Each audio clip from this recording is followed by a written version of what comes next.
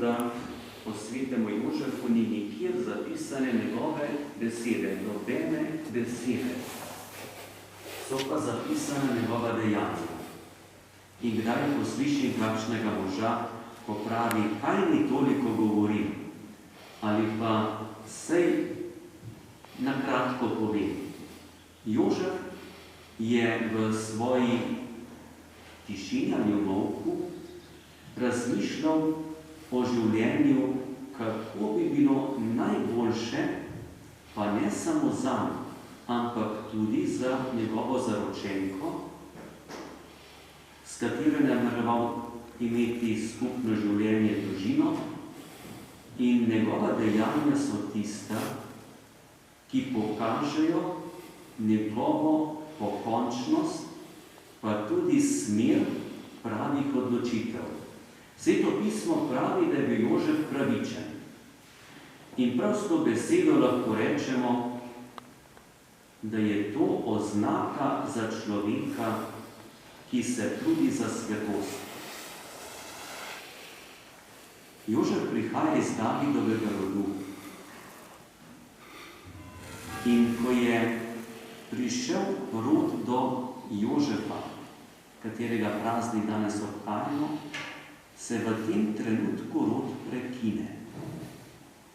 To, kar človek lahko naredi ali omogoči, je nadaljevanje roda, če Bog da tudi potomstvo. Tukaj se pa naredi konec, zaustavitev človeškega dela in od tukaj naprej gre Božje delo. Pot pravičnosti je človeško delo. Pot svetosti pa je Božji dar za človeka, ki se trudi za pravičnost. In tako naredi izreden poseg v zgodovino vsega človeštva Bog na ta način, da po svojem angelu, po svetem duhu, tudi Marija, njegova zaročenka, spočne Božjega sina. In tukaj v tem trenutku se začne ključno vprašanje svetega Jožefa, kako naprej. In premišljeval je v tisti smeri, kaj bi bilo najboljše za Marijo. Ni jo spraševal, kaj ona misli, kaj bo sedaj naredila, ampak da bo njegova odločitev kot zaročenca bila najboljša za njegovo zaročenko. In prav v tem mi prihaja na misel razmišljanje v zadnji številki družine, ki se mi zdi tako pomenljivo, ko nek oče, mož pravi, da je zakon, sveti zakon, tista poklicanost, ki oba, tako mož kot žena, skupaj stopata k svetosti, po poti pravičnosti. In misel, ki me je posebno ostala v spominu, je, da je naloga moža, Jožef pa bil mož device Marije, da je naloga moža, da svojo ženo pripelje v nebesa. To pomeni, da svoji ženi omogoči vse možnosti za svetost. Tudi lahko rečemo, da je naloga žene. Ampak danes v prazniku svetega Jožefa lahko pogledamo končni rezultat. Kraljica svetnikov je žena svetega Jožefa, devica Marija. Največja med svetniki. To pomeni, da je sveti Jožef svojo nalogo popolnoma izpolnil. V največji meri. Njegova žena je presegla veličino ali svetost njega samega. Zato je sveti Jožef priprošnik mož, zavetnik družin, zavetnik očetov, varuh družin in otrok. In prav z današnjim praznikom svetega Jožefa začenjamo tudi teden družine. Zato se mi zdi prav, da ob začetku tedna družine tudi pri tej sveti maši imamo znamenje Božje Matere Marije kot plašč, ki ga imam pri tej sveti maši.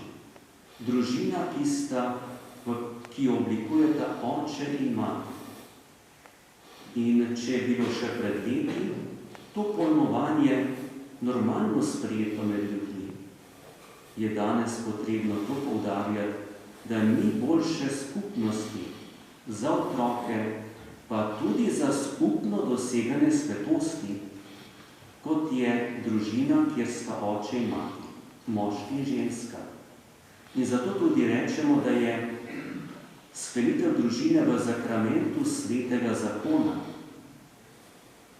Nisem še slišal besede, da bi kdo rekel, da je ustanovitev družine v sklenitvi srečnega zakona. Pa je zelo blizu beseda, ampak svetega zakona. In zopet ena misel iz zadnje številke družine, da zakonska zveza je iskanje in prizadevanje za svetost. V prvi vrsti v iskanju in prizadevanju za svetost, potem šele za srečo. Zakaj? Zato, ker logična posledica svetosti je sreča. Ni drugega izhodišča iz svetosti, kot je sreča. Pa boste morda v današnji družbi malo kdaj zaslišali željo, želim biti svet. Je pa pogosto izražena želja, želim biti srečen.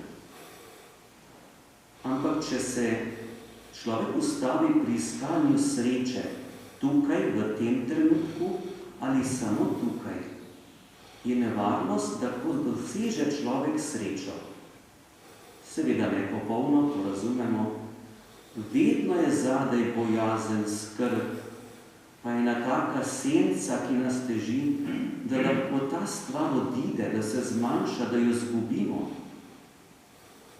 In živeti v tem strahu ni lahko. Človek, ki pa strmi k svetosti, tak človek pa ima večjo gotovost, ker ve, da svetost prinaša srečo. In to že tukaj, na tem svetu. Seveda, k polnosti sreči pa smo poklicani v večnosti, tam, kjer je tudi sveti Jožef, naš priprošnik.